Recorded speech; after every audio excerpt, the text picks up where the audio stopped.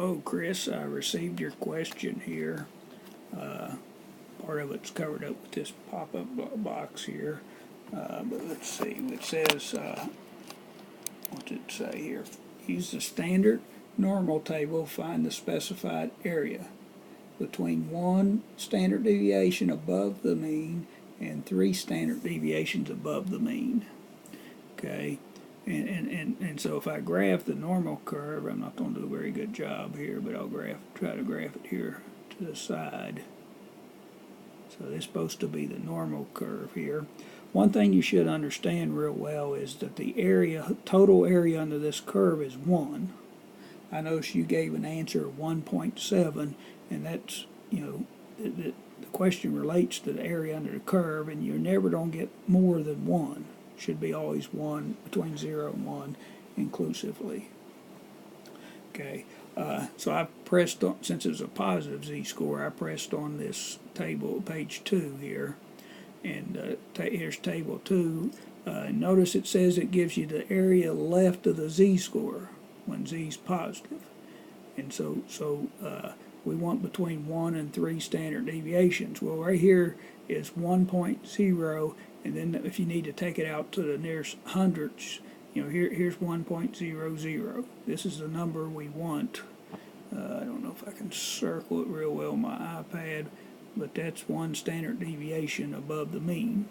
And so if the mean, is right here in the middle, 1 standard deviation here, what this says is the area to the left, this area here to the left is 0.8413.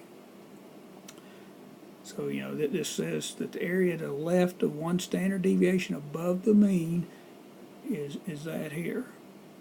Now the next part mentions 3 standard deviations. I wasn't able to scroll this down to 3, but I did look it up. If you go three standard deviations above the mean on this same table, I end up with 0.9987. That's actually most of the table. So on my graph over here, if this is 1 standard deviation above the mean, then you want to go 2, 3. We go 3 standard deviations above the mean. Then this area to the left of it, that area there is 0.9987. So the area left of 1 standard deviations is 0.8413. Area left of the 3 standard deviations to 0.9987. What we want to do is find the area between them. And see, they overlap here. And so what you got to do is subtract these two numbers. Take the smaller one from the larger one. You have to take 0.9987 and subtract from it the 0.8413, and I'll let you do that. The answer is always between 0 and 1 inclusively. Hope this helps.